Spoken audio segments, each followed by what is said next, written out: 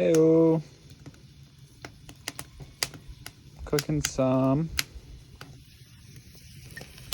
potatoes and beets and onions from a friend from the garden. And I made some tea too.